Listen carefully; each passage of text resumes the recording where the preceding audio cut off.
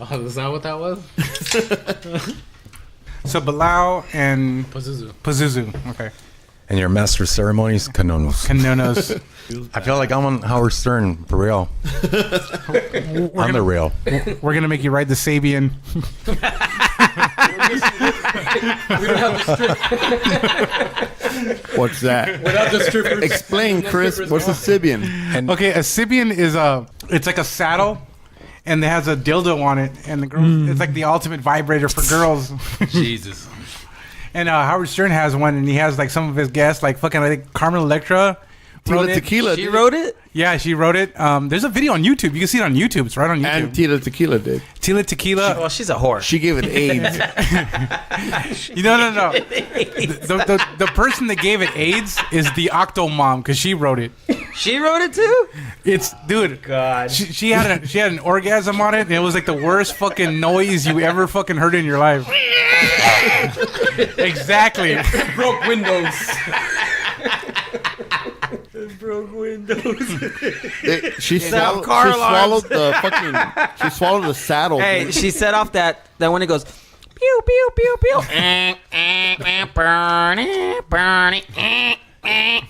That fucking alarm, dude. Welcome to the Clika Podcast, episode 4. You guys good on drinks? Everybody? Everybody's good? Affirmative. Refilled? Si, senor. Okay. Cheers.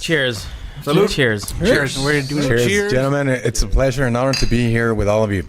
Air salud. It's an honor to be here. Okay, I just wanted to say, NEMA has been a Los Angeles staple in the death metal underground for about 2 decades now, and recently have worked on their new singles. They will be released later, and we have Bilal, Pazuzu, and Kanonos here from NEMA. So welcome, guys. Thank you very much. Thank you for having us here. It's an honor. Cheers. For no hands. On the rail. Hey, what does Pazuzu mean? As far as I know, it's the demon from The Exorcist. The one that possessed the little girl in The Exorcist. For an original The one one? that possessed Yeah. Linda Blair. It also means the king of the demons of the winds. And what does your name mean? Belial. It's pretty much a demon. That pretty much sums it up right there. Right? Well, it also means So moving on. it also means without a master. A demon without a master. That's pretty good. And Kanonos? I wanted a strong name, so I was like Conan, right? Everyone does.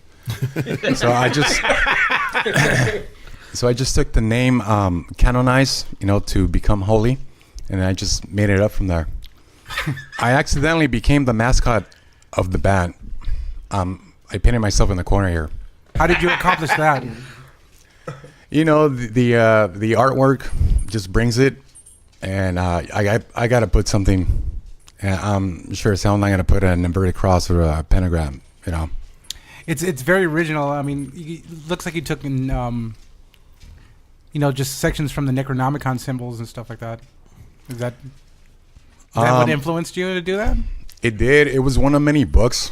I mean, I was always into dark literature. Yeah. The occult books. And I just drew from there.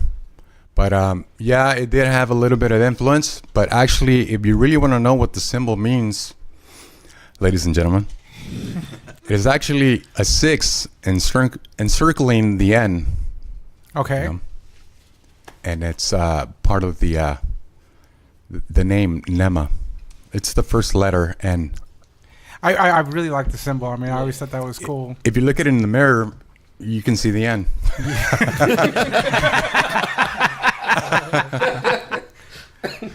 Technology is so great. Technology is awesome. Hey, how do you say mirror, in Japanese? How? Mirror in Japanese? Aitoyo.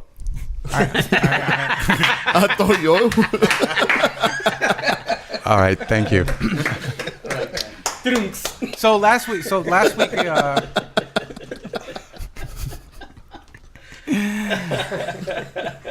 we actually I'm sorry. We played your song on our last podcast last week. Thank you so much. You guys are awesome, man. You guys are celebrities. All of you guys. NEMA! To all 20 listeners. Unintentionally. I can't believe I'm here. And for all two listeners that will be listening to this podcast, we would just want to know was that the first song you wrote for the new singles series? Yeah, it came to be. Pazuzu, you want to help? Yeah, we're talking about Infernal Blessings here. Yes, we're talking about Yes. Our single, our first release since. What's the YouTube page? Search NEMA. It's Infernal Blessings. it's Funeral Note Records. That's Correct. on the YouTube page. Just look up Infernal Blessings, NEMA. And you guys will have a website soon? We will. We have a lot of homework. We just had to make sure that Ray does his homework A and Ernlay's the YouTube page day. Soon. Soon. Indeed. So your first question, what was it? Yeah. So is that going to be the new sound you guys are going for, or? Yes, we did. Pazuzu had a lot of influence on that. Yeah, I know. Basically, this song, it was written back when we were first trying to restructure the band back together, but we had a lot of complications that kept us from, getting past the rough draft of it, if you will. And then recently that I moved out to Riverside, I got much closer to Canonos, and we've been able to work a lot more together, and that's how we were able to rejuvenate, that life that we once had together. So did logistics come into play where like you guys were too far together? Is that what was wrong? One of the complications? That and amongst some of the previous members that we had that we were trying to work with, getting a drummer in the picture. Okay. But that just didn't really work out for various reasons. Yeah, we tried to regroup before several years back. And another thing that happened is that the recordings that we did, they got accidentally deleted. Yes, that's right. We lost the files, and we thought this band was cursed. Yeah, my primary hard drive crashed during the time that I was working with another band, so that was unfortunate. Ouch. So you did all the recording and producing of this new song? Yes, basically that was all me and Canonos. I basically worked on the majority of the track, and then Canonos would come over and we'd okay the parts together, and we'd add his vocals and then the solos and stuff like that. Yeah, Pazuzu is actually my Dr. Dre. He makes it happen. He's my dog. And then, of course, Belial here has always been, on standby, always down. Yeah. So is that Dr. Belial as well?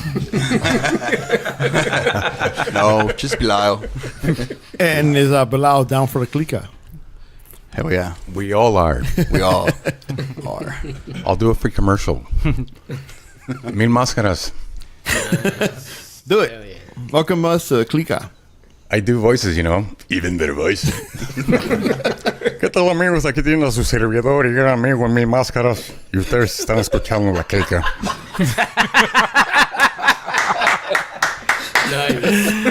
Acabo de aterrizar aquí en los Estados Unidos, donde había más de 1,000 chamacos esperándome en el aeropuerto. Bueno, aquí estoy y no me quejo de nada. Oh man, cheers to that. Hey, you could be a soccer, like a soccer announcer. Yeah, you can, Let's dude. hear your goal. Let's hear your goal. Gol, gol, gol, gol, gol, gol, gol. Se va, se va. Say that loud. Goal Maradona. Don't forget Maradona. So going back to the song. Now, Infernal Blessings, where did you get the inspiration for that, to write that song? Well, a lot of my lyric content has to do a lot with the fact that I was an ex-Jehovah's Witness. That's something I know you for 25 plus years, and I've never known that about you, that you were an ex-Jehovah's Witness. Yeah, I try to keep it in the closet. Because then you wouldn't like me. It's like, this motherfucker ain't gonna give me a birthday present, so No. and I can't go trick-or-treating with him. No, it was something, it's like a canvas that I had to play with. It was something I can work with, and I used that. I took it to my advantage.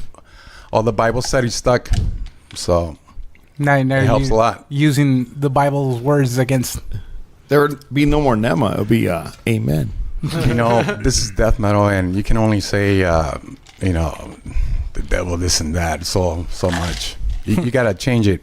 Exactly, and I really like the way you did that too. I mean, it's not as didactic, not very preachy. I mean, but it's there. It's a message there. It's like, hey, that there is a problem.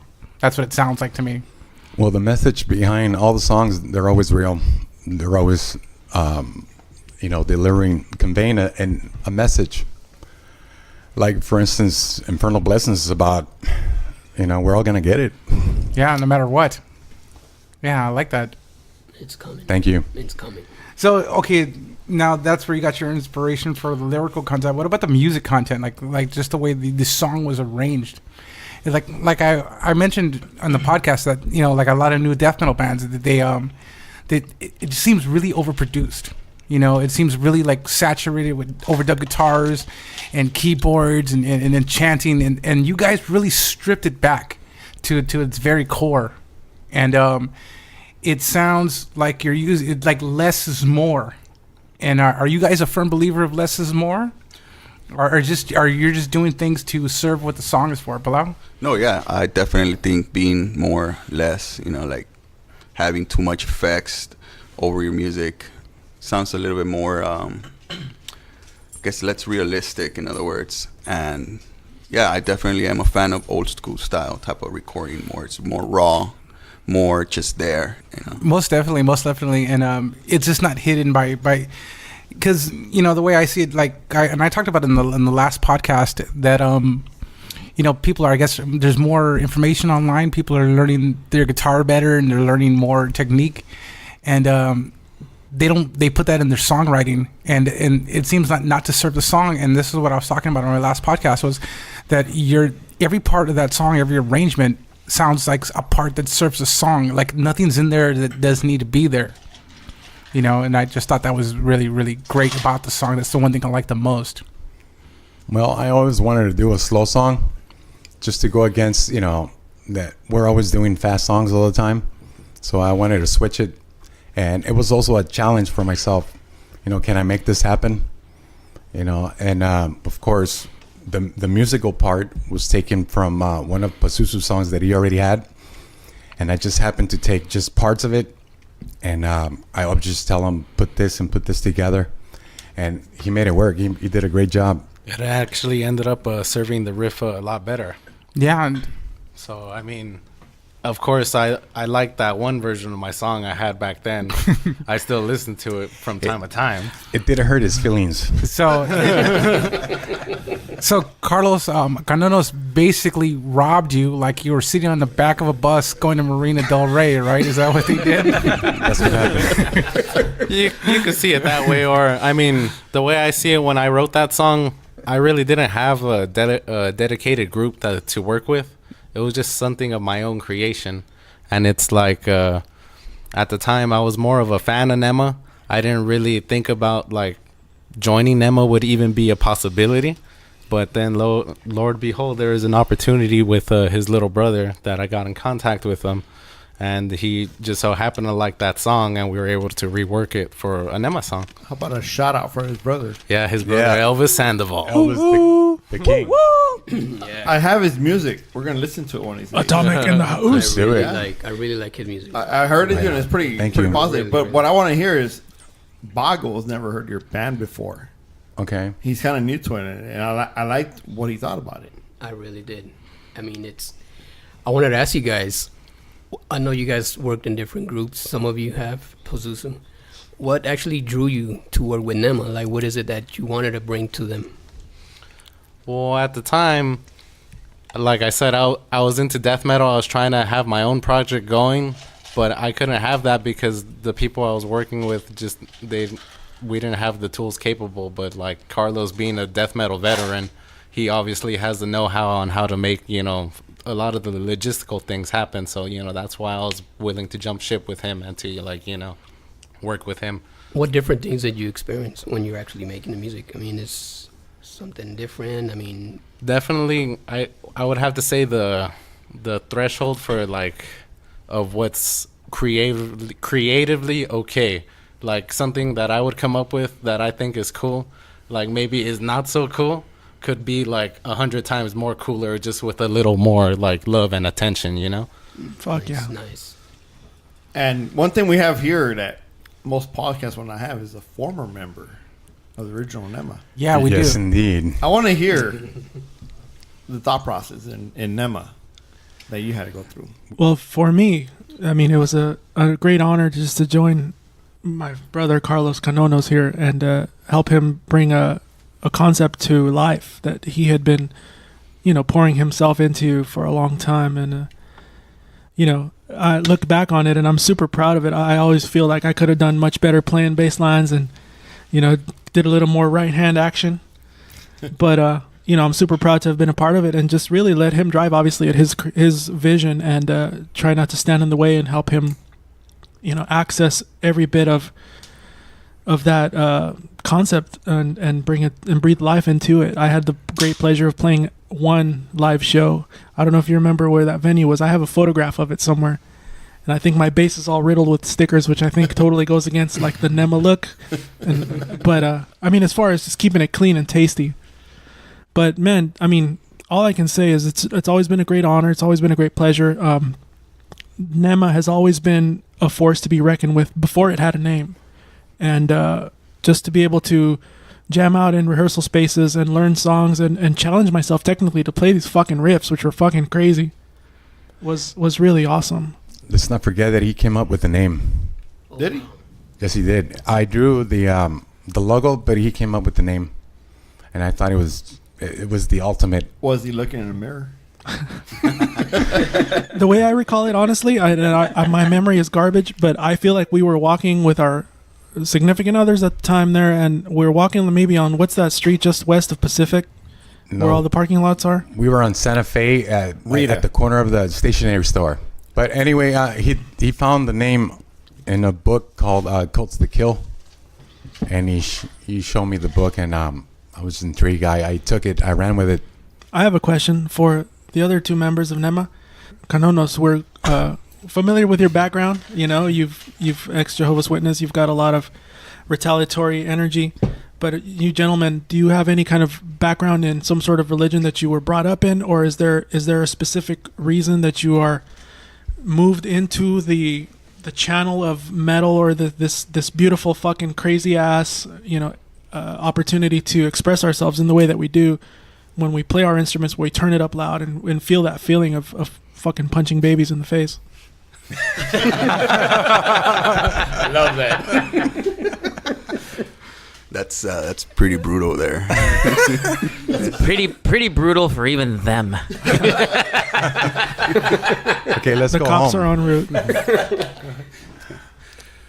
I always grew up and I was brought up with the Catholic religion, and I believed everything they said at one point, and I think until the age of maybe 15, I started looking at things differently. As far as music and metal, it's weird. I used to listen more to like rap and like the Beastie Boys, the Fat Boys, old school rap bands, And that's because I think at the time my stepdad had those tapes, and East Side Story and shit, Two Life Crew. From that, literally, I think it happened overnight. It's weird. But I had a stepdad's brother that came to visit from Mexico, and he played Alice Cooper. And I was asleep when he was playing it, but I heard the song Poison in my head. And from that day on, I started listening to that 24/7, and I never went back. And I got into Motley Crue from there, and Van Halen. And from there, I just worked to Megadeth and stuff, and started getting heavier and heavier. And then from there, I found out all my uncles had Iron Maiden records and old school Metallica records and stuff, and I didn't know about it, and I got more into it because of that as well. I had a lot of influence by them, and I think that led to me rebelling against religion as well. There was a lot of hate that I saw among people and between themselves, even though they kind of showed a different face growing up, and I started to realizing a lot of things. And yeah, I think that's what led me to just want to express it more within metal, death metal especially. Okay, let me ask you something, because I specifically remember mine. But what was the first death metal band you heard, and how did that make you feel? The first one I ever heard that I could remember, it was when they used to play Metallica at midnight on KNAC. Mandatory Metallica. Mandatory Metallica. Yeah, dude. I had them all on tape. Every last episode. Really? I had a shoebox full of tapes. I used to listen to that. Yeah, me too. And I think I heard, I wasn't sure what band it was at the time. It was a death metal band. And later on, I believe I found out it was Carcass, you know, and I didn't know about it. But that was probably the first death metal song I ever heard. And I was like, we got to play this. You know, I was playing, kind of switching from punk into a little bit of a death metal, but I didn't know how to play death metal very well. It was too complicated at the time. And I just remember telling an ex-vocalist at the time, like, this is how I want to play, like this. And I ended up recording it from, you know, KNAC at the time, that little section of that band. Yeah. And it was just a bunch of grinding and growls, and I didn't know who the hell it was, you know. It was just like, wow, that's freaking awesome. Pazuzu. So, in listening to Infernal Blessings, okay, it fucking calls to me. The heavy guitars, the groove-oriented structure, it grabs me. It punches me right in the gut. It grabs me by the fucking shoulders and launches me into the pit. And I just want to fucking groove.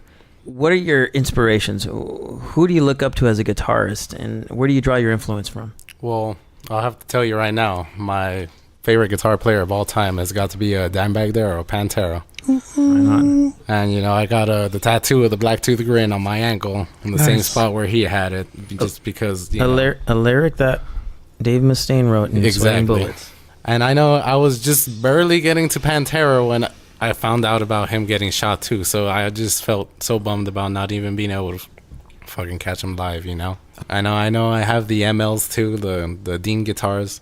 Those are some of my favorite guitars to play on because I love how you could position them all kinds of ways. But basically, that's where a lot of the inspiration for my sound comes from. Just that, because with Pantera, you have that heavy groove, but some of the riffs are so simple. I mean, you listen to Walk, it's like the simplest riff out there. And then they also have all kinds of other songs that are like all over the place with that country southern kind of feel to them too. And Canonos. I've always been an admirer, you know. Every time I would see you in school or just walking down the street in the neighborhood, I'd be like, that guy right there. And then I couldn't go beyond that. So, you know, I couldn't go beyond that. But listening to you. Thank you. Listening to your guitar playing and whatnot, you have precision. And where do you draw your influence from? And who is it that you look up to as a guitar player, if any? The one and only Angus Young, AC/DC, Mike. Right on. He's the one that made it all happen. You know, he made it look so easy, and you know, from there it just started. It wasn't even my father playing guitar; it was Angus Young. I remember that. I remember that you were really. I was hooked. He's the one that Carlos I've known like more than half my life, and it's creepy. It's weird. And we grew up listening to music together and learning our instruments together. And he was a huge fan of AC/DC. And he's the one that introduced me to the Back in Black album. Do you find yourselves ever going backwards in time to listen to the music of the past to influence you now in the future? Yes, I do. I have to, because there's nothing there for me anymore, you know? And you know what? And I'm, you know, to be specific about it, I'm, you know, talking more along the lines of like composing, putting things together, being simplistic, along those lines. Yeah, you know, as an artist, you always want to deliver quality and originality. You know, you want to sound different from the rest. And of course, you have to go back to your heroes.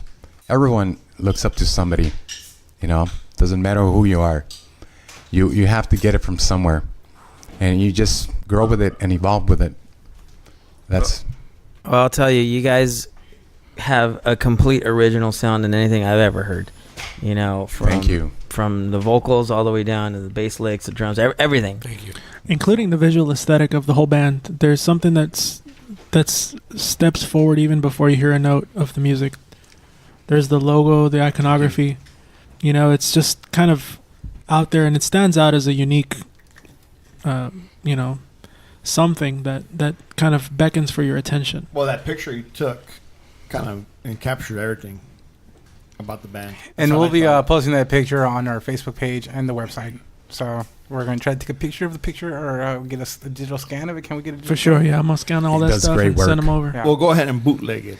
Yeah. And then you still have that website on for your photography? No, that's all dead and gone. I mean, I just shoot for fun now. It's just I got a thing for film, and I take my cameras wherever I go. And if I'm lucky enough to make a photo, then fucking awesome. And it's all on Instagram. That's really it. I don't really have a proper website or nothing. Do you want to plug your Instagram? Does anybody wants to see your work? Sure, it's just Beto Carbajal. That's it. At Beto Carbajal, no spaces. It's just stuff I do for fun. It's mostly pictures of my daughter and my wife and just random strangers who I encounter in bars and random social situations. They see the camera, they ask a question. I say, hey, you want a free photo? If they're down, I'll shoot them. And Chris, one of my influences right here. Yes. Badass pictures. Yeah, we're talking about a Thanks, legend brother. here. Yeah, we have I'm actually humbled by all the talent that's at this table and just to be sitting here with all you guys. I mean, everybody here brings something artistic to the table. I mean, all you guys. I mean, I'm just a huge fan of everybody here, and I'm humbled by it. So, Oh, thank you, man. That's so sweet. Back at you, brother. thank you very Thank much. you. Okay, but I got a question before my iPad dies. My iPad died. But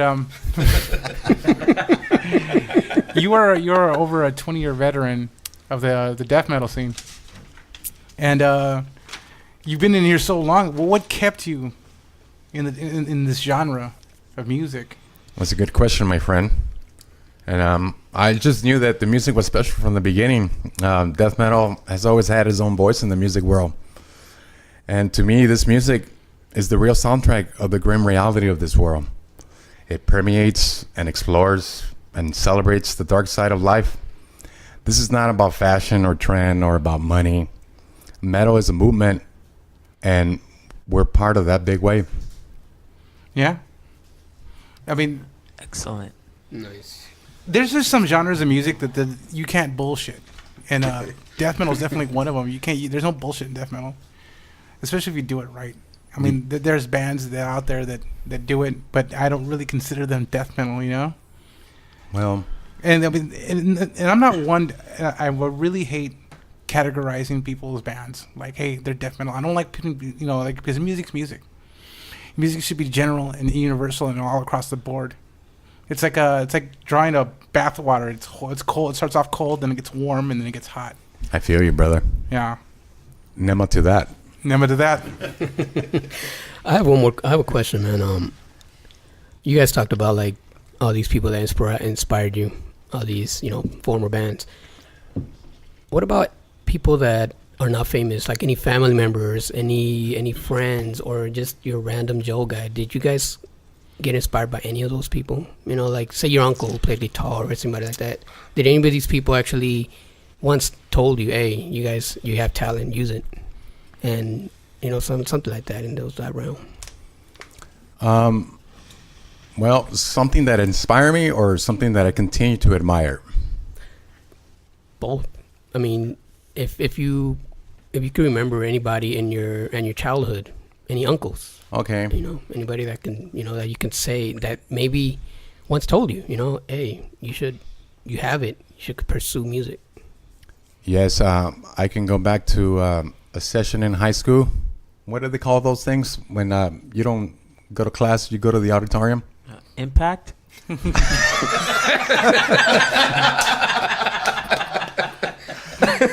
Detention. That sounds like detention. I can't remember the name, but there was this kid on stage, Like a talent show? and he blew the hell away. You know, he blew me away. His name was Danny Osuna, and he laid it out. That kid can shred, and I said to myself, if that guy can be up there, so can I. Shout out to Danny Azena. Yes. For sure, man. He Danny influenced the fuck Ozuna, out of me, one too. One of the most Danny. phenomenal guitarists that ever came out of Huntington Park. What's he doing now? Aside from He's Kerry he's- King and Jeff Hanneman. He's scoring films and commercials. What's he doing now? He's scoring films commercials. That's what he does. That's his job. Everything from like cumbias to rock to rock en español. He's out there getting paid to play music. Do you know the? He's also making YouTube page? tortillas for Amapola on Compton. That's He's in tamale sales. no, just kidding. Danny is in a sorry. Any of you want to elaborate on that question? Pazuzu or blah? I know myself. There's a couple of cousins in my family that play. They're in in industrial based bands, and they've always been out in their own scenes, handling their own business, and so that's inspired me to try to pursue something of my own, as well as my parents. They're both very they were very musical themselves. My dad plays like every saxophone there is. Ooh, nice. He played that in high school, and I think he was for several years in high school. And then my mom, she was into like Iron Maiden back in the 80s when she was in high school, and then Really? Wow. that made her want to pick up a classical guitar and awesome. electric guitar too. So Wow. they've always kind of, I don't want to say pushed me, but they've always given me all the tools I needed to pursue my dreams. So that's always been that counts a something lot, cool. man. It's good to have a parental support. Exactly. A lot of that counts a lot. To hear from your friends is cool, but then when your parents say it, that pushes you even more. It makes it seem even more right. Exactly. I grew up with all my uncles playing instruments. I have an uncle that plays the bass, an uncle that drums, and an uncle that plays guitar, keyboards, and vocals. And I grew up with them. They always had in music influenced me, like I said, since the beginning, that they gave me those records. Back then, the albums of Motley Crue and stuff. The weird thing is that these guys play church music, but they have talent because they have played Iron Maiden, they have played Megadeth. I told them once, this is real music, try playing Cannibal Corpse. And my uncle looked at me, he's like, it's a bunch of noise. And he's like, no, listen to it. And I told him, he's like, yeah, well, they use a lot of these type of equipments and stuff, to sound like that. And I didn't want to believe that, I thought it's complicated to fucking play, It's hard. And I lent him the tape, and I think it took him a day or two, and he played me the damn song. Wow. And this is some guy that just plays church music, but he started playing back in like 81, so they have a lot of experience. They can pretty much play every Zeppelin song with lead guitar, vocals, and stuff. Crazy. And It'll be crazy if they bring some of that stuff into church. Imagine.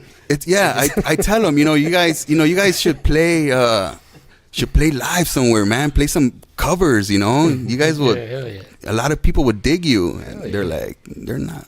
No, a lot of people like a lot want to. Or what? They should at least just put out a live record. Live from San Matthias. I think that's the church they started playing at, actually. San Matthias Church. Seville? Yeah. On Florence. On Florence. That's where I did my first right. communion. I'm sorry. I was going to say that. That's where I did mine. They actually began that. That's where I did my confirmation. That I graduated. That's probably the school that fucked everybody up. Yeah. Hey, but the churros, dude. Yeah. The churros. Yep. Well, those are great answers, man. Appreciate that, man. Yeah. Bilal, who was your inspiration as a bass player? It's been Alex Webster for a very long time. Okay. That is awesome. Yeah, He's all right. He's okay. Hey, Chris, let's take a walk. I think I began with Steve Harris from Iron Maiden. I always looked up to him when I first started playing bass. But once I found out about Cannibal Corpse and I looked at his playing, and it amazed me. And ever since, it's what I like to reach one day. That was one of my inspirations when I got into the metal scene was Alex Webster in the bass player for Suffocation. Yeah, because those guys play with their fingers. Exactly. That's one thing I always like. How don't they get tired? How do they do that for such a long time? Are you a finger or pick guy? No, finger always. That's right, baby. That's right. Hiya, baby. Touch me.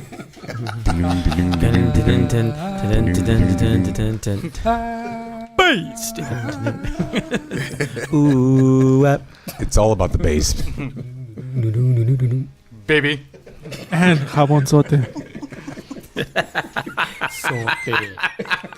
You know, when they say don't drop the soap, that's the soap they're talking about. Yeah. Because you don't want to hit that. That's a good one. You don't want to drop that on your foot because you'll break your foot with that big ass bar of soap. It's a fucking break. Some Zolt down the rope. Soap on the rope. They don't make those. Zote on a rope. So, Canonos, best live performance, best band that you've seen live. Out of all the years that you've been to shows, best band that you've seen live. You know, from what I've been able to see from myself, I just got to give it up to Marilyn Manson. He's a great showman. Agreed. I have to tell you, okay, I've never cared for Marilyn Manson. Okay. Okay. Never gave two shits. Don't own an album. Hold on. Let's stop right there. That's for every band that we've talked about. That's been your answer starting. I know. That's been your interlude to it. If we could just pull up like last week's podcast, like two shits. I'm not a fan of Red Hot Chili Peppers. I'll tell Never you. was, but I'll tell you. I like it. I'll tell you. My girlfriend at the time said, "Hey, I got tickets to Marilyn Manson and Smashing Pumpkins." Never gave a shit about Smashing Pumpkins, but Billy Corgan is a phenomenal guitar player. So I'm like, all right, well, phenomenal, maybe too kind. Okay, but He's all right. I respect it. I respect it, right? So we go to the show, and I'm thinking, all right, fucking Marilyn Manson and shit, you know. Dude, I was fucking blown away. You know what I'm talking about, brother. I was fucking blown away. Brother. Dude, Marilyn Manson put on one of the best fucking shows that I've ever been to. Same here, Ever. dude. You know what? Ever. I saw him at the Antichrist Superstars tour when Yep. he was in his prime. I was with you. Yeah, right? You're always there. First time I used the shower, I was like, I was there with you. I was scrubbing his back. No, but yeah, I saw him with the Antichrist Superstar, those L7 at the Fuck Santa yeah, I was there. Dude. Yeah, they broke the ice. We were all there, yeah. It was phenomenal, dude. And This that's guy seven. changes outfits all the time. The background always changes. Yeah. I can't follow that. Can you Yeah, imagine and the you All I remember, have is smoke. do you remember the pedestal when he was singing Ripping the pages out of the Bible. yeah, he was ripping the page out of the That was Bible. really Yeah, blasphemous. The theatrics were amazing, Yeah. you know, and Second to none. it was an experience. Pilau and Pazuzu, you first. All right. Well, Best show, best live show you've ever been to. that's a tough one, man. I mean, there are two off the top of my head that I know right now. The first one, I'll say. The Jonas Brothers at Budokan. Fucking Hanson. All right. Nah, this my first one's gonna have to be my first choice would have to be the time I saw Nile down at the Grove in Anaheim. They played a double set essentially, and the first set was all new stuff from like their last album, and then the second set was all their older stuff. So I got to hear like the best of both worlds of Nile. So that was like the best. They didn't even have an opener for them. It was just all Nile all night. Right on. And then who was your second? My second would have to be the time I was interning at the Whiskey on a night that Hate Eternal played, and because I'm such a big Hate Eternal fan, I was there and I got to show off my Hate Eternal tattoos, and Nice. like I got to meet Eric Rutan, and I was actually on the stage with them, but on the side stage, just basically just chilling there watching them play. Right on. Fucking right And on that note, if I may piggyback, I just want to say that Eric Rutan's producing work on Cannibal Corpse's Kill and the subsequent album is just phenomenal. Yes. Like Yeah, I think he really became like the silent member and took them to another level. Right on. From capturing bass at an audible level to where you can hear all of the fucking finger action to just, you know, the drums, and it's fucking beautiful in my opinion. It's Fucking Kill is great. close to a perfect album, if not a perfect album. That's a question that came up recently in this podcast. What was the Fucking perfect great. album? So the yeah. first time I saw his name was on the back of that record. Hell yeah. Yeah. A big shout out to Eric and Manas Studios in Florida. Oh hell yeah. Right on. Yeah. Quick flashback interlude. I went to see Broken Hope with Vader with Carlos with Canonos at the Whiskey. I'm cursed. Sorry. That was awesome. There was nobody there and it was fucked hey, up. I'm CK, okay? There's gonna be a person that listens to it like, who's Carlos Canonos? Calvin Klein. Fuck it. Fuck it, I'll take it. And Bilal, Yeah. same question to you. Best band that you've experienced live? Damn, I think I have one like for every type of metal. You know, He's been to a lot of shows. I still go to shows at this time. You know, I love music. I still just into death metal all the way. Doom metal, Viking metal is just fucking bad. And I think one of the best shows performance I've seen has been from this band called Corpiclani. That they came to San Marcos, California, and me and my girlfriend went, and it was a blast. They brought this different type of music, you know, more like culture into it, culture influence, like folk. And I think they did a very awesome performance, you know, bringing in their entire outfit, you know, the way from their lands, you know. And I think from death metal, in the death metal category, it had to be either Brutal Truth or Dying Fetus. Brutal Truth, yes.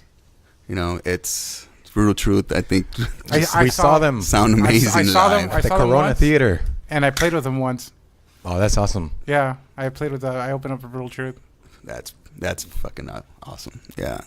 Okay, speaking of live shows, do you plan on playing any of your classic songs? You know, Disturbing Views, 666.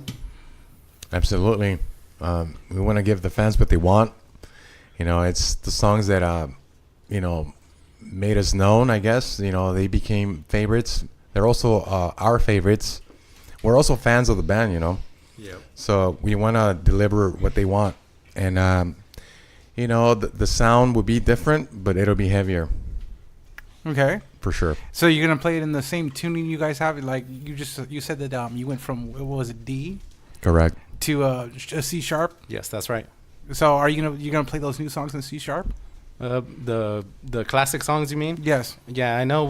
I basically already have the templates worked out in my on my computer for some of the older songs, and it's just about, like, you know, working them to a point where we feel comfortable and we like them for what they are. Okay. You know, I really like the fact that you guys are well organized. You guys are a well-oiled machine. You're well organized, and it's like you have your shit laid out in front of you, and you know exactly what you need to get done, and then you do it. And that's just so unbecoming of a musician, because, you know, like us artists, we just want to be burped and fed. You know, we don't want, you know, we want everybody to do it for ourselves.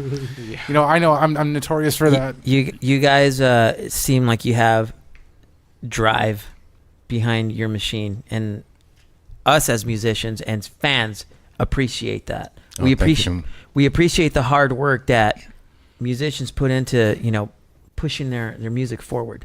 It's fucking awesome to hear that. But you know what? This is one of my gripes. I'm humbled. One of my gripes about people, some haters of music, they just did, like, talk shit about bands, and they talk shit about music, but nobody fucking works harder than a musician. I don't give a fuck what anybody says. Because they have to fight for their music. They got to promote their own fucking music when they start. You know, they're writing music, going to shows. What about the guys that build the roads? Musicians work harder than them. They work harder than a redheaded roofer. They gotta smell the chapopote, man. You know, being a musician, Good. you know, going back to that, being a musician, we make a lot of sacrifices, you know. We have to organize our time. We have to sacrifice our time and, you know, not be with our loved ones, you know, just to go out and do this. You know, it takes a lot. It's not easy being in a band. You know, being in a band is like being in a machine, and every member is a well lubricated gear. You know, and when you go on stage, you turn that on and it's a monster, you know, and it's the best feeling in the world. What can you say about the support that you get from your loved ones, your family and friends? Well, you know, I always have to think first. My wife comes to mind, you know, right away. She's my first fan. That's why I marry her. But, you know, I get a lot of support from my family, my brothers, Beto and Elvis from HP. Shout out to Heinz and Park. Once a Spartan, always a Spartan.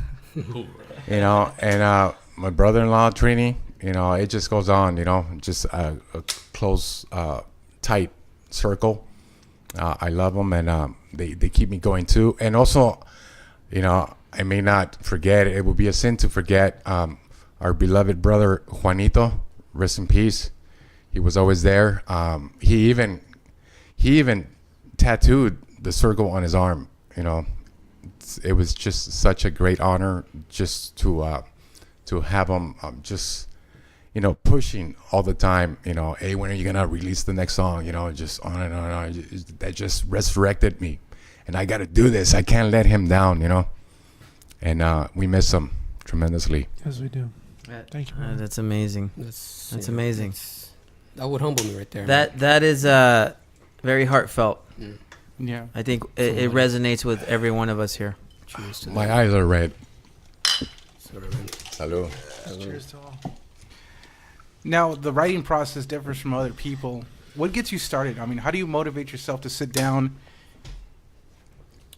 and write a song? Do you need a drop from inspiration? You know what? When you're talking about lyrics, you know, you're being a dark poet here. You know, you got to get under that dark cloud and just, you know, just absorb whatever you can without trying to be violent. You know, another thing I got to point out here: you don't have to be evil to be dark. You know, I like that. it's just a taste. You know, and we just happen to have it, and you don't. So tough. You know. No, what comes? Now wait 1 second. No, go ahead. If you're gonna be writing lyrics, you can't be on your phone saying, "Okay, baby, I love you. You know, I'll see you soon. I miss you." You know, you can't. All that shit goes out the window. You know, you can't fuck around with this. You know, it's your craft, and you cannot, you know, fuck around. Don't ever do drugs. Don't ever put anything in your body because it's gonna steal your dreams and your ambitions. Fuck yeah. Yeah, you're letting your soul out there, man. So you got to make sure you put the right thing out there. You know, Indeed. people do listen to lyrics sometimes, and you never thought they were gonna listen. They'll even question you on that, and then you got to come back and answer that. Yeah, some So people. It's very I mean, important to know what you're writing about. you get Yes. you get fans out there. They'll call you out on your bullshit. If you can write some lyrics that are fucked up, you know. I hear it. You know. So, but what comes first? I mean, like, is it a lyrical idea, or is it a guitar riff, a drum beat in your head? I mean, like, what usually comes first? Well, you named it all. You know, I get little glimpses, like they're like little clouds in my mind, and sometimes I even hear my own voice, you know, saying a whole sentence, and then it just comes, it becomes reality, and you know that really is rewarding. You know, when you can see finally tangible evidence. Yeah. What was the craziest place you got inspired though? Like the most weirdest spot that you're like, I gotta write this down.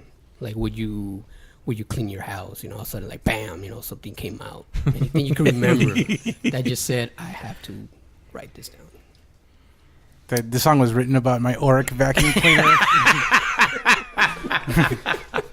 Yeah, this song goes out to my broom, sweet motherfucker. It's just a lot of things come to mind. You know, it's a universal question. It could be this or that. Are you asking me, have I ever seen any crazy shit that caused me to write the lyrics? Yes. Well, you know, our government does a good job with that. You know, so I draw from that, you know, very easily. Nice. You know, religion and government seems to be the same thing sometimes. You know, you see it in the money. Nima to that. You know, Nima to that. But it's actually Nema to that. Sorry, not Nema to that. Well, that's one of the questions I had to ask you was, does any current events affect you the way you write lyrics? If so, how? It does because I always think about, you know, what I've learned with the Jehovah's Witness, my experience. First of all, I'm not considered a member, you know, because I never got baptized, but I was there with them for 3 years. But basically, I remember what they taught me, and you know, when I see the natural disasters, you know, it makes me think, you know, are we there in Armageddon? Sunday. Get your tickets now at Golden Voice. Sunday, Sunday, Sunday. Come see Bigfoot Truckosaurus. as he faces Gravedigger. Get him, brother. Slim. Welcome to Santa's Village. Brother. Where the 10 and 210 meet. This is the tenant suit. And them is your friends. Here, Santa Rock. Hey, don't print that. This is NEMA here. We're going to use that as a soundbite in every course. podcast. You want to hear Carlos talk about Santa's Village? Don't print that. Welcome to the next podcast. Don't print. I know. It just goes like that. You fucked up. Quick station identification. La Clika in full effect. Yes. Like We cannot deny all the alcohol liquid here. Yes. Yeah. Somebody said something about drugs, and there's all this alcohol here. And Kool-Aid. This is what happens when you drink my Kool-Aid. And Don't forget googly eye Jesus. I was just going to say googly eye Jesus right now.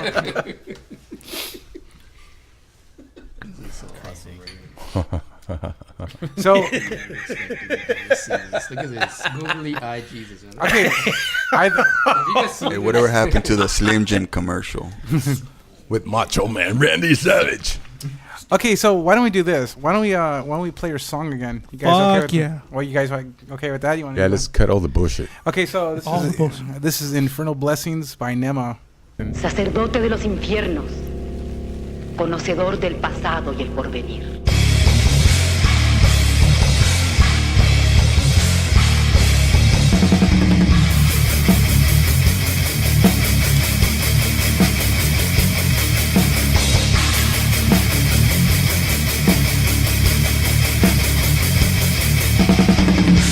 Trace it or turn it.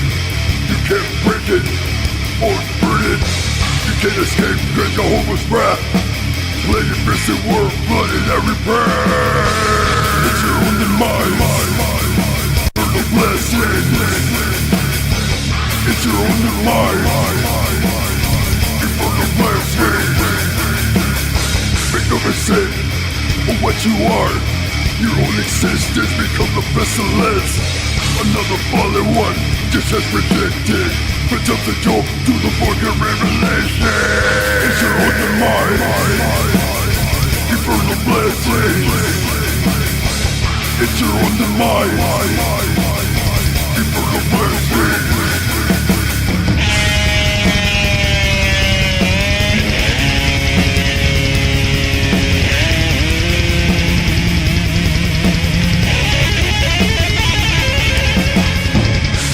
Silence as you serve the darkness, taking the wisdom that foretell your fate.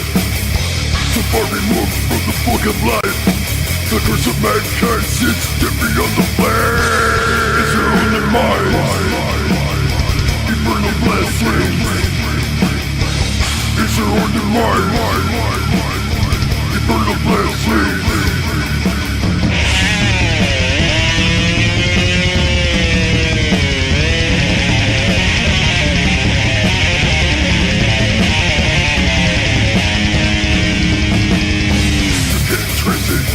Or turn it. You can't break it or burn it. You can't escape Jehovah's wrath. Play your missing war, blood in every breath. It's your own demise. You burn the blessing. It's your own demise. You burn the blessing. Make no mistake of what you are.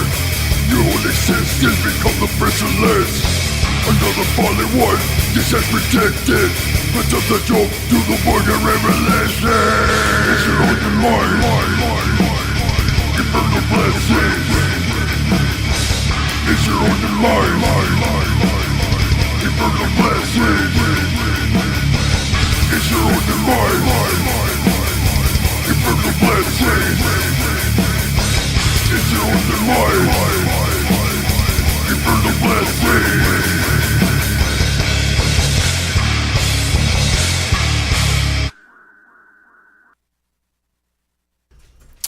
Okay, that was Infernal Blessings by NEMA. Thank you, guys. Yeah. Thank you. Darkest infernal hails. Thank you, guys. Question: who's playing drums?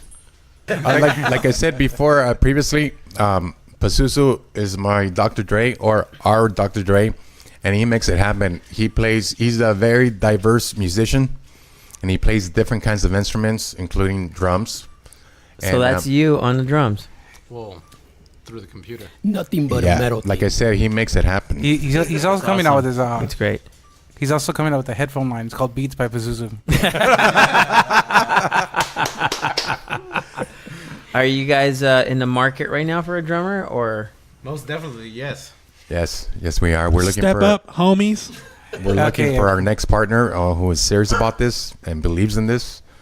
And if you play drums out there, ladies and gentlemen, I think Maggie is signing up. I think so too. she got excited. She wants to be the drummer. Even their voice. She's like, I'll do it. So if you're out there and you play drums and you think you can hang with the mighty NEMA, contact us. Give us a shout out over here on the Facebook podcast page or the website. I have a question. That song leaves me wanting a lot more. That's just a little appetizer, and y'all done made me hungry. What's up with the next track? I mean, can we anticipate something maybe this year or something on the horizon for 2018? What do you guys have in store? We definitely have another song that's already in the works. It's just awaiting the lyrics and solos, if you will, on them. So like everything's basically done on it. It's just we just have to finish it up. Awesome. Very much excited. Can't wait to hear the next song and the album or whatever is next. Yes, we have a series of songs in our cauldron. And they're all coming into fruition at the same time. So we have a series of songs in our cauldron of boiling flesh. Indeed, you got to stay in character. Yes, you do. No, we definitely have planned for an EP though, more before an album. So our goal is to get enough for an EP. Self-produced? Yes, nice. Yes, Infernal Blessings is actually going to be part of the EP. It's just that we just wanted to give something to the fans already because they waited so long and it's not fair. And we just wanted to throw the dog a bone, you know? And this song is actually dedicated to all our fans and all our followers from everywhere around the world. Thank you so much for your support and your kind emails and comments. And like I said, you could find this on the Clika page. And it's also, if you want to just look up the song, it's Infernal Blessings. And the page is Funeral Note Records on the YouTube page. The song should be hitting the digital stores for streaming and for download definitely by next week, like the Google Play, Spotify, Apple Music, all that good iTunes. stuff. Okay. And as far as social media, have you guys got anywhere with that our friends can reach you? Not at the moment. We have a lot of work right now. We have a lot of homework. Actually, right now, we're supposed to be working on our music, but we just we couldn't say no to you guys. You know, we had to be here because we're also fans of the show. And I know that it's just going to keep going because I know you got something here. Thank you, Rick. What do you guys like about the podcast? You guys, oh, man. We like Rick. You guys smell really good. You guys take me back for one thing. You know, you guys remind me where I come from. And I'm always going to go there. You know, even though I don't live in my city anymore and I'm like an hour away, when something happens and something happens in the news and I see HP and Crisis, you know, it does affect me. I always remember my people. Big shout out to all the metal fans out there from HP. A huevo. I know from what I've heard of your guys' podcast, I definitely appreciate and like your honesty with just being fans of music. You know, it's not just about limiting yourself just to one thing. It's just about like listening to whatever the fuck you want because it makes you feel good and because, you know, it's inspiring. True freedom of speech. Olivia Newton-John, we're looking in your direction. You know, what I love about this segment particularly is that we are all musicians. We're all connected too. All of us, every one of us here is a musician and is multi-talented in whether it be, you know, playing an instrument, you know, being in the hip hop scene, DJing, being behind the scenes in a, you know, engineering, you know, promoter, engineer. type of whatever the fuck Rick is. Master of rugging it out. Knows Mahoney. But I love the fact that we're all musicians and that we can, whatever it is that we talk about, whatever we put out there resonates with each and every one of us, and we can always appreciate it. Thank you so much. Yeah, and this is like music is It pays off. our religion. I always say It is. It's very sacred. This is very sacred ground. I take it very deep. I've invested a lot of money into it, and I wanted to just thank you for saying those guys about the podcast. Okay, before we go on a break, I just wanted to just get on my soapbox real quick. Okay, so the Clika, it's not only a podcast. It's not only a Facebook page. It's a community. Rick and I started this, and along with Bago, and we wanted to give back to the music we love so much. Mm-hmm. And we noticed that there wasn't a scene of any kind anywhere. And we want to bring up a music scene again. We want to not only talk about one specific genre, but make the music scene into one genre. So we could collaborate with each other. Our community. Yeah, build a community. What Facebook was supposed to be about, instead of like posting a booty shaking Trump post, it was supposed to be a community of people. Yeah. And this is what we're trying to do here. We're trying to bridge the gap between the musician and the listener. We're trying to bring up a music scene and bring music back to its former glory. I agree. Bravo to that. NEMA to that. NEMA to that. NEMA to that, brothers. Okay, so we're gonna take a quick break. Dibs on the toilet. Oh, they're making a porno on the other They side. are actually look. That fool's say humping her. Rocco Siffredi. No, that fool is humping her actually. Rocco Siffredi. Actually, that's the curtain from Buzo's videos where all the X-rated DVDs were. I still owe money to Buso's video. I owe you. You know what? I think I still owe money to Buzo's video. Oh shit! No, they are, man. They're going at it right now. And they landed on me, dude. Okay. I'm cursed. I told you I'm cursed. Through the magic of radio, you couldn't see the curtain fall on Rick. The dogs were going at it. I mean, on Rick Canonos. My bad. I saw that shit coming and it hit me too. That's why you must Did they subscribe have to the Kaba? Clika. Did your dogs have Kaba? See it live. Yeah. Hey, we need some. Sujétate. Hi ho, Kermit the Frog here. That's a good one. Like, what do we do now, Scoob?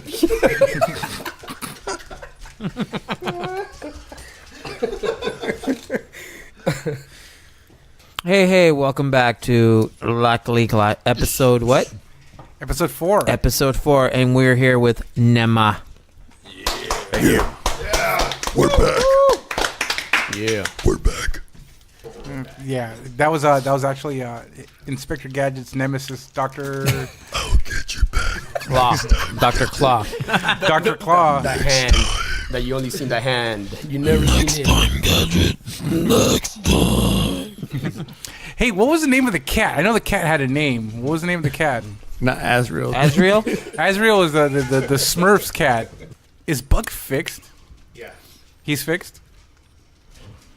I mean, why is he trying to rape your dog? It's about fucking time. I thought he was gay, dude. He wouldn't. Did South Park had the episode where George Clooney played the homosexual dog? I had to watch a porno show to Buck. Yeah, that's why you had to watch the porno. Yeah, dude. The Octopussy? Octopussy. You showed your dog a porno? He mounted that like he was Canadian, Dick. Fucking Bucky Do Right. Hey, so how many times have you been to Canada? Like Canada Pacific was a good place for your bicep fucking clothes. Dude. Shoes, Dick. It was your shoes. It was a shoe store, dude. It used to smell bad. La Canada. They had They had shirts. a fucking bad sewer, man. I used to want to fucking throw up. Yeah, it did. That's what drove away their populace, you know? And they always hired the hot ass HP girls there, Dick. Yeah. Mary, shout out to your titties and your ass.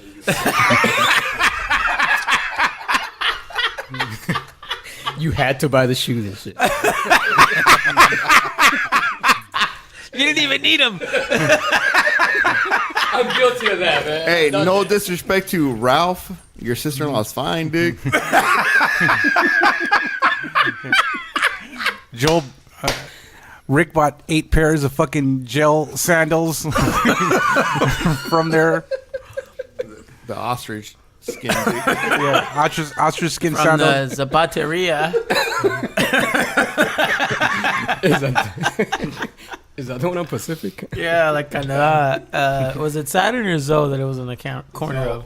The building occupies the AT&T store now. Hey, you want to go there? What about California Theater, man? Oh my that's a good god! place. Hey, dude, I would go watch a movie there, and I would look to my left, and I'd see a rat there with a fucking a bowl of popcorn, bro. Hey! You want to hear something true though? Damn. The last time I went there, it was I guess their last dollar day because on Tuesdays, you remember they had dollar day? Yeah, they had something like that. Dick, F-13 was sprayed on the screen. Dude. Somebody actually.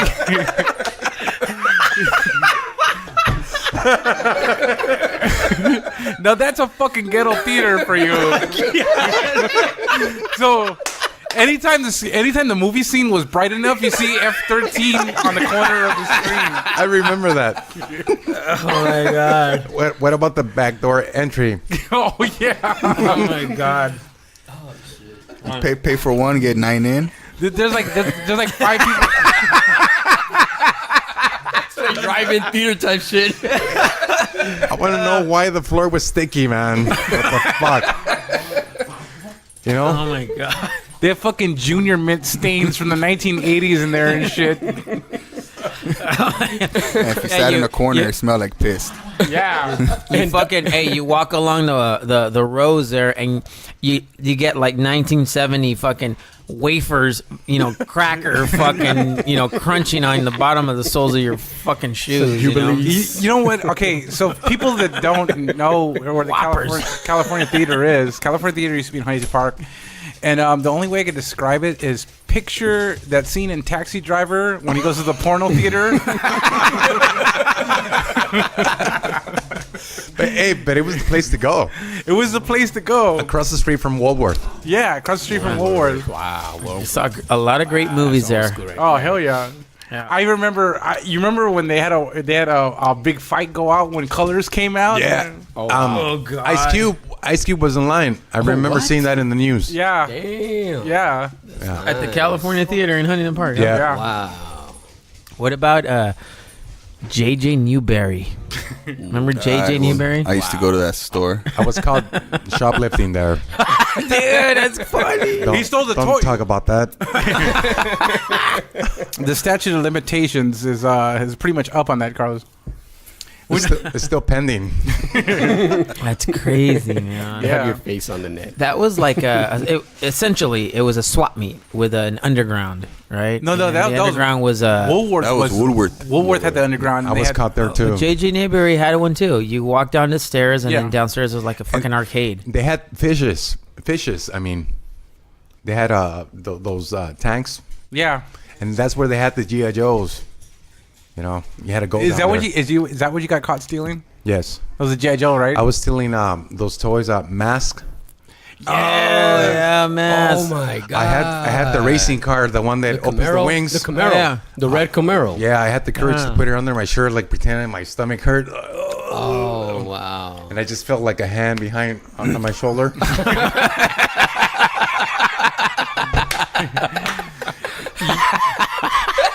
You must have been the worst at crime. I'm just saying. My wife was caught stealing a Motley Crue tape. What?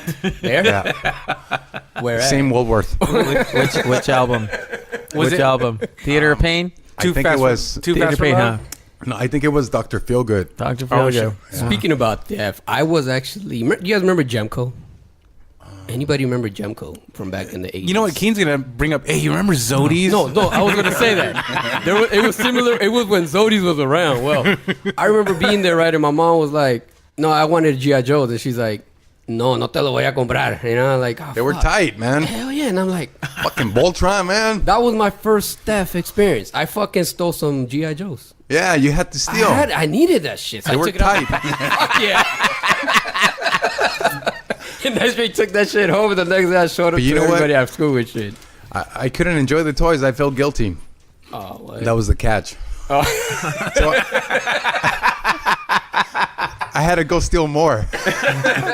Does anyone remember Transor Z? Oh, hell yeah. That was the shit. And then Hell yeah. Robotech. I remember Robotech. Hell yeah. Robotech, Rick's man. got a Robotech upstairs. Or is that He might Starscream? steal.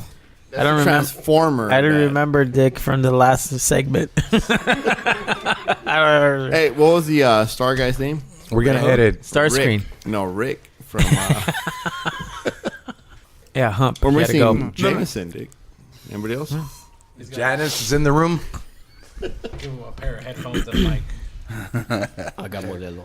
This podcast is brought to you by Jameson Black Barrel And Modelo. Heineken? and Lipovitan. We gotta forget the Lipovitan Can't exclude the Lipovitan. and the Cava. And the Cava, yeah.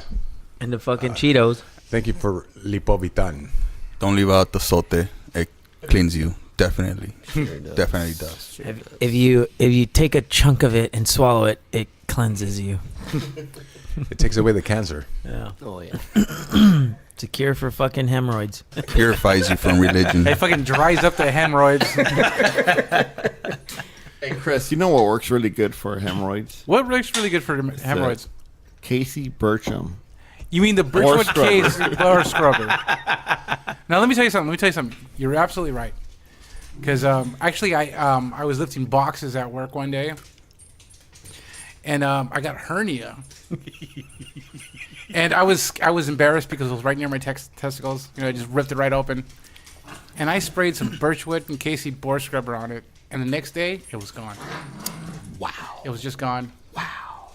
Yes. It's gone. Did it scrub your bore? It scrubbed my bore. I always scrub my bores with Birchwood's Casey Boar Scrubber. And Carlos might not know when you first saw it. I thought he was a dog. Fucking dogs are out of control, Rick. They're in heat. You know what? Buck's like, I want to fuck you. They need to go to they need to go to the East Side Motel in LBC. The East off the Side Motel. 91 freeway. Shout out to Nate Dogg. Rest in peace. Rest in peace. But we got ourselves another Dr. Dre in the building. There you go. Pazuzu. Pazuzu. You guys are pretty quiet in this one around. nothing but a metal thing. No, we were feeling left out here, but we're back. You are free to engage in any conversation we have. Just jump in. Now that all the bitches have left the room, I know. Where'd you put them? Bitches leave. Rick really knows how to put his bitches on check. Drop it. I like the bitches leave. Bitches leave. That's the next fucking Nima song. That was Red from fucking. Actually, that comes That out in 70s show. one of the titles in Grave. The what? Yeah, that part from RoboCop. It's actually in one of the Grave songs. Okay. It's one of the intro samples. Bitches leave. It was genius. So, were you guys fan of Anal Cunt? Not me, precise. No. I heard them a couple times. How about the meat shits? Negative. I wouldn't go there. yeah, No. Good bands. You guys are not fans of 1 second grindcore songs? Hey, Yeah. I gotta say this. Like Brutal Dave Truth Mus- has one. Yes, brother. Like Yeah. Dave Mustaine said, A man has got to know his limitations. Nice. The L me do it. It's the old me. Do that. Oh, He goes, hello me, meet the real me, and my misfits way of life. yeah, that's him. A dark black past is my most valued possessions.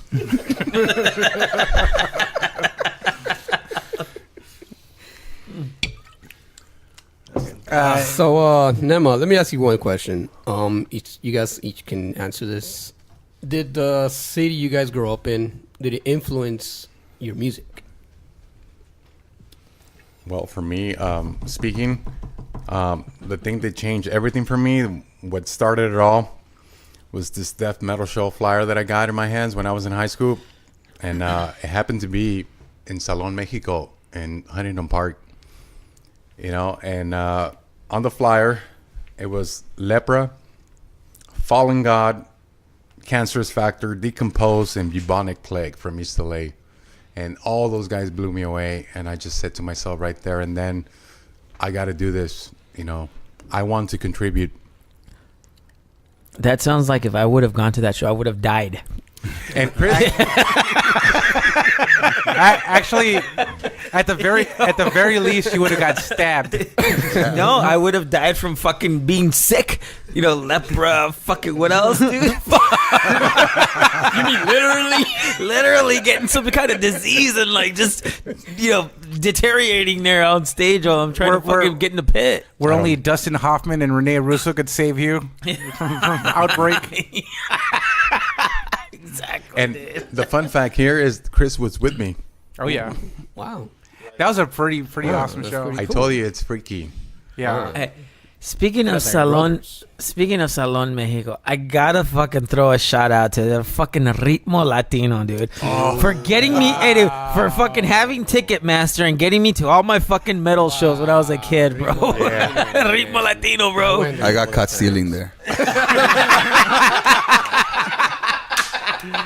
Hell yeah. Yeah, Morbid Angel CD. Oh my god. Yeah, with honors.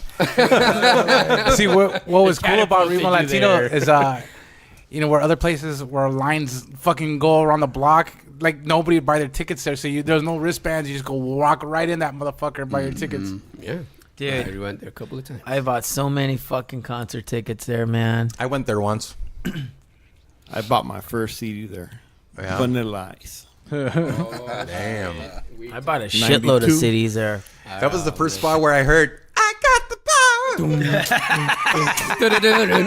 But the earphones, they're all busted. But you were like, I got the power. All right, so yeah, that's a good answer, man. I like that. Any? Well, I know. For me, being of a younger generation, growing up in Huntington Park, it's like, for one, I was surrounded by a lot of musicians, so that was definitely good for getting me into that community. But it's also inspiring for any metalhead from Huntington Park to know that friggin' Slayer came from there, you know. And so, yes. like, Yep. Fuck yeah. That's the pride that behind us too, as well. And Terrorizer, yeah. Jesse Pintado, yeah, out there. Nice, that's cool, man. Came from Napalm Death. Well, Terrorizer Hello Waits tattoo right here, bro. Yeah, Slayer. Yeah. Hey Joe, Joe has a big, That's right. huge. I got a question, Joel. You cannot say nothing bad about Slayer. Ever. Ever. I got a question for Joel. Who got you in a Slayer? Chris. real back to all that, man. Shout out to me. My mom also, because I mentioned earlier, she was also active in like just in that 80s metal scene. So like she also had the chance to go witness Slayer have their band practice over there on Hope Street. On that's dope. Penn That State, is so 'cause nice, that is man. around That's where an my honor. grandma lived on. So around she Walnut. played a big role in your upbringing. As Yeah, far as because this just whole- hearing from her stories of, oh yeah, I got to go see them practice, and then herself being, you know, into the playing guitar and that type of music helped.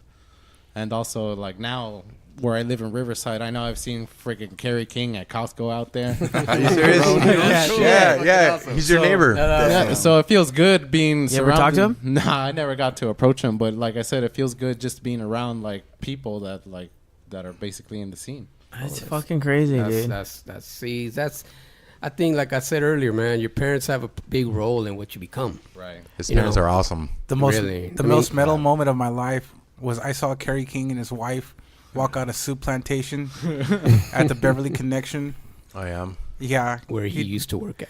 He drove a tan Chevy truck, and I normally don't get like weird, you know, like all Beatle crazy for celebrities or anything like that. Yeah, but starstruck.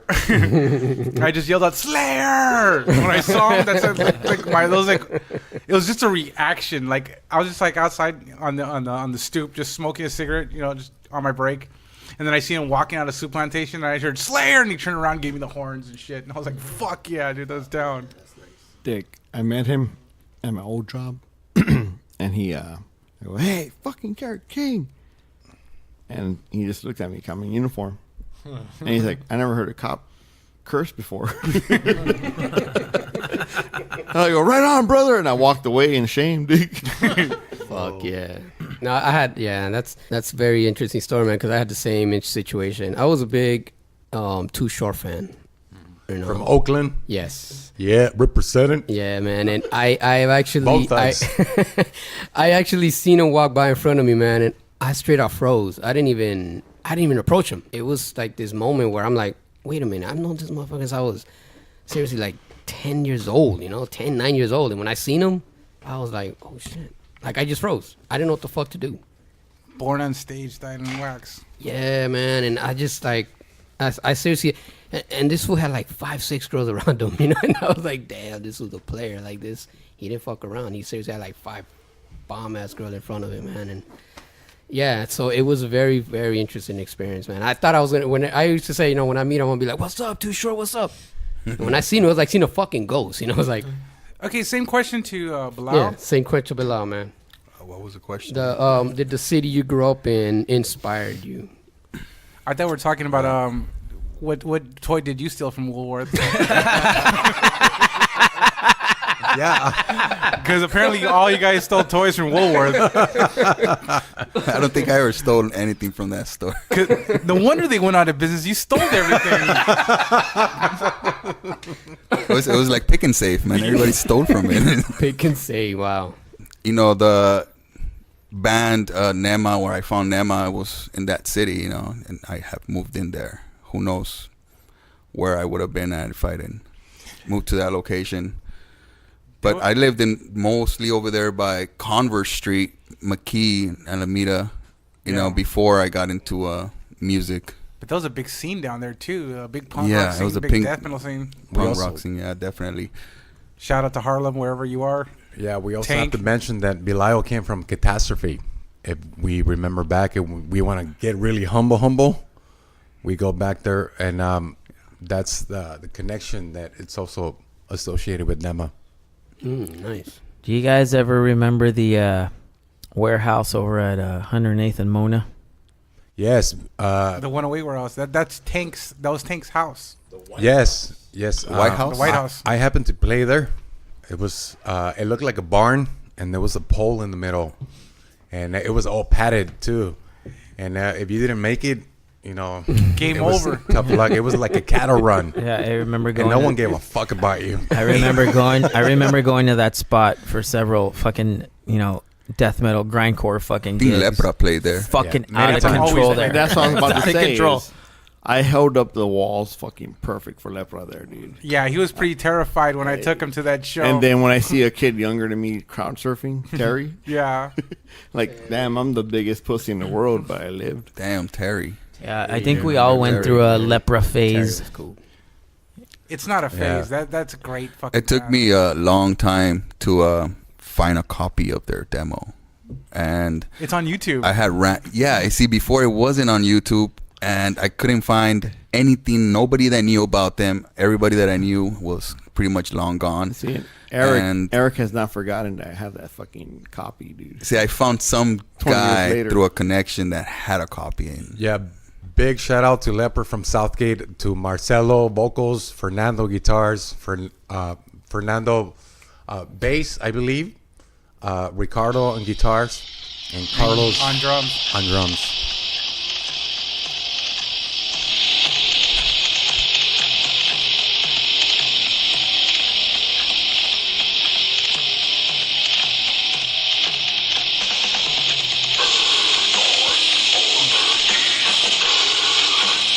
You are listening to.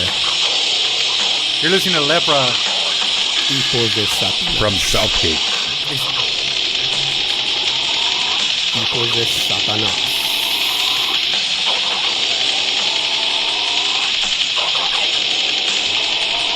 Badass album cover, by the way. So, which brings me to my next question. They have to be on your one of your podcasts. Oh yeah, Totally. You know? Definitely. They're still around. They're still. They're I true saw legends. them at the bar right here on Firestone a while back, next to right on Reeves and Firestone, where the McDonald's is at. There's a bar right there called the Stardust. They played there a couple years ago. Yeah, that was the last time I saw really, them. really Shout out to influenced me. Manny, the owner of the Stardust. Yeah. What do you think about Brujeria? Brujeria happens to be a hybrid group, I believe. It's a side project. It was great. It did groundbreaking work in awareness, and yeah, I'm happy for them. I recently purchased. I have not listened to Brujeria since the Matando Güeros era. I recently purchased Pocho Aslan. What a fucking phenomenal album. Yeah, it's very clever. It's good. It's phenomenal. It's insane. A big shout out to Dino Casares, who was the brains behind all this. Fear Factory guitarist. You know, just want to give it out to him.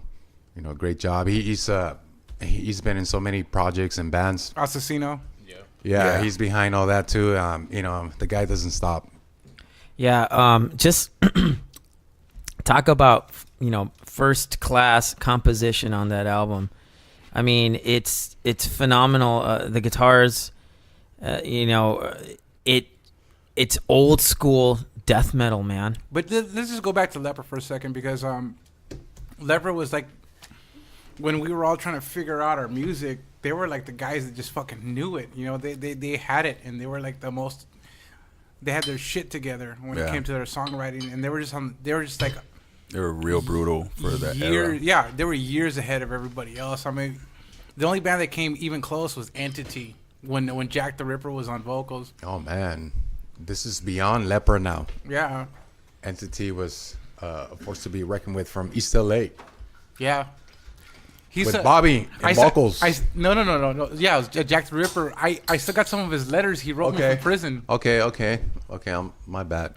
Yeah, I still got some of the letters he wrote me from prison. He'd write like in the college rule paper, how it has like thick lines. Yeah. He would write 3 to 4 lines of fucking dialogue in between that one little line. Wow. And it was 3 pages he wrote me back and forth. He was very dedicated to the scene. Yeah, he was a big beacon in the scene right in the beginning, like between like 92 and 93 when it comes to like the death metal and the grindcore scene. He's the one that had it all together. I mean, he'd throw shows and fucking play in his band. And he had the greatest fucking death metal voice I've ever heard. I believe he used to carry a knife. Yeah, you know how he got. You don't fuck with him. Yeah, he actually went back to prison because he had a trunk full of shotguns and a stolen Cadillac. Damn. Yeah, like Did that. you ever witness him stab anybody? I think a stipulation of his patrol and our legal expert Rick here might chime in on this, but I think it was like he had X amount of years per bullet if he got caught with it on his parole violation, and he had a trunk full of shotguns, so he's never getting out, and they were all loaded. So you got 2 years with a bullet? Yeah, wow. He's 18 with a bullet. I'm just saying. I'm 18 with a bullet. But yeah, I mean, they were just Leper was just a huge influence on everybody in the scene. I mean, everybody wanted to be like a Leper. Big time. Yeah, I agree. You know, and I remember going to one of their shows at a backyard in Southgate, and you had to go through a Southgate death crowd to get to the band. Yeah. Hey, what was the story with our friend? You weren't very welcome there. No. But you had to go. Yeah. When they were, and you felt it too. It's like Southgate death They crowd. got in a fight between them, each other. Yeah. I mean, And sometimes they have mishaps. That was a whole mystique about him too. Is that you had that element of danger, you know, with their music. And that's what grabbed me. Yeah. It felt dangerous. And I fucking loved it. Well, I still remember the guy who got stabbed in the armpit. Oh, that was a brutal truth. That was a brutal truth. That was in Corona. Yeah, I was there. Showcase Theater. Yeah. Was it? Yeah, and they let everybody back in. Even the guy that was covered in blood. Yeah. The guy that actually stabbed him. Yeah, they let him back in. Fucking talk about evidence. Everybody's standing outside. The cops looking at everybody. See this guy fucking covered in blood. Maybe the knife's still in his hand. And they just walk right by his ass, dude. NEMA to that. Never to that. Never to that. Never Thank to you. that. Hey, whatever happened to Chino? Chino. He lived across the street from where I stood. All I heard is he knocked her up and he fucking He had husband of the year, dude. 6 kids. What? With Elvia. God damn. Wow. That name rings a bell. Elvia's Neto's sister. Oh, yeah. I remember that guy. I have a tape of him. Hey, dude, fucking, so my friend Hosey got married, and we had to walk Chino home. We get all fucked up, and the cops stopped us. There's like 8 of us, and Chino's all fucked up. So we dropped off Chino at his house, and we fucking walked back. And the cops stopped us, so they searched us. All 7 of you could go, but you need to go to jail. And that was the fucking groom, dude. He spent his fucking wedding night in prison. So damn. I like the guy, but he did some shit to me where I'm like, fuck it, this feels good. So I went to go tell his wife, his new wife, right? And I go, hey, sorry, but fucking Jose, we'll call him, is in jail. She's like, what? I'm just delivering the good news. Yeah. Did you go to the fucking wedding reception, the party they had for him? That was a fun night, dude. Dude, it was a cool ass party until that happened. Yeah. So shout out to Chino for fucking up a good wedding, dude. Shout out to Chino for getting somebody incarcerated. Yeah, I got a tape of him that has Strife recorded in it. Strife. Damn it. Old school Strife song. Old school. I think it's called Slippin' song. We saw Strife with Earth Crisis and Hatebreed and Bloodlit at the whiskey. The whiskey. Yeah. We took the 108 to the number 2 bus. Yeah. Hey, fuck the 108, dude. They got me fired. It got you fired. I used to get to work late because of that fucking bus line on Slauson, 108.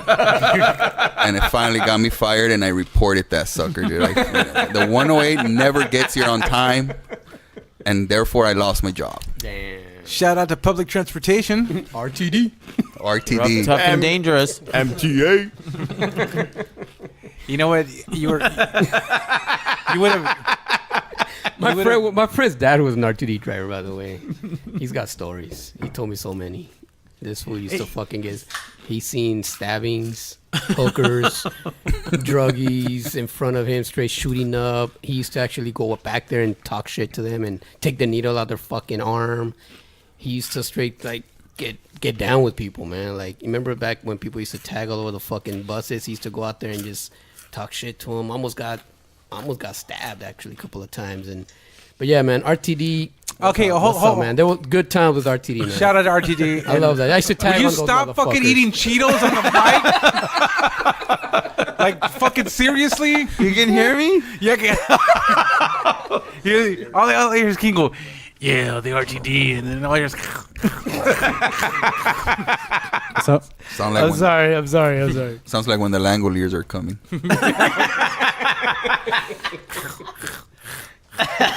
Sorry. Canonos is playing bartender right now. It'll be edited out. Hey, you're lucky I'm not calling you cowboy right now, dude. You know, I feel Jag Stephen Lonke. Oh, Jag Stephen. That fucking plumber. They never get it right. Jag Stephen. Yeah. Hey, we're in the white pages. He's still in the white pages. Jack Stefanovich. Yeah, Jag Stephen, fucker. You want to hear a death metal song? Ask Caninos. It's Canonos. Yeah. CK. Okay, so you mentioned DRI. I have a question for you. And instead of being in the white pages, I'm in the Satanic Bible.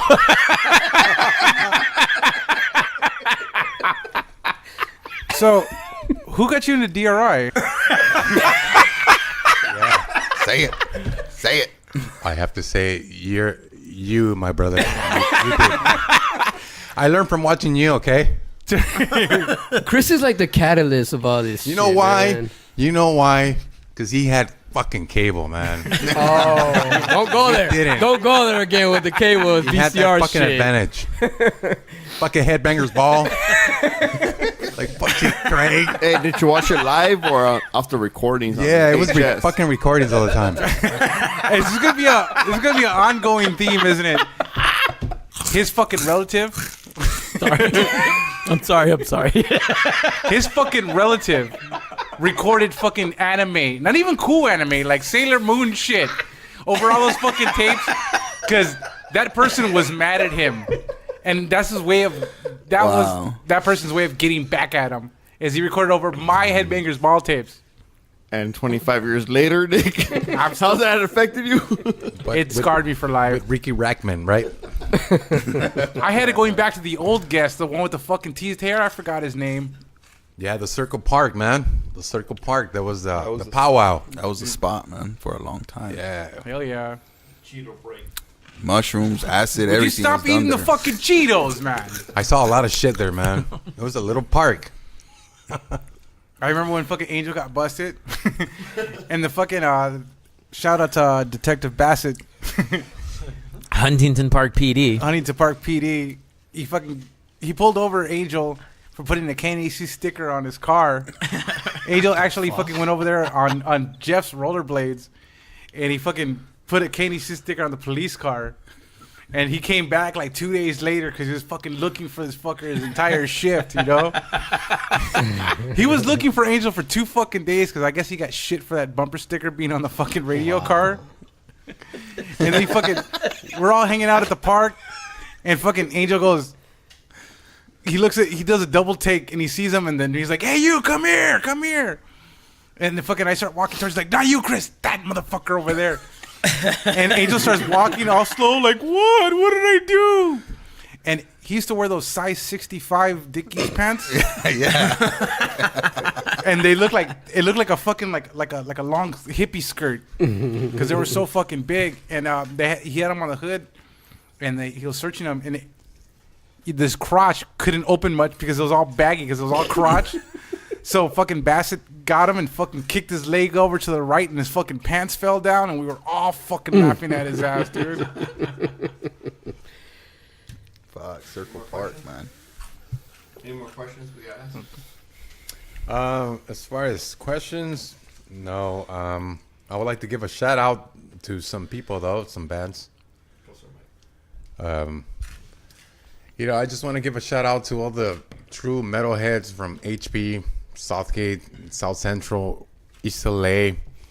I want to give a shout out to Rick and Bay from Sadistic Intent, Dark Realm. Make sure you visit their store in Downey. Support your local metal scene, please. Other bands, like I said before, Lepra, Fallen God, Bubonic Plague, Mikantikutli from East LA, who we play with a lot. We share a lot of shows together, and we had a great time. Cancerous Factor from La Puente, we still remember.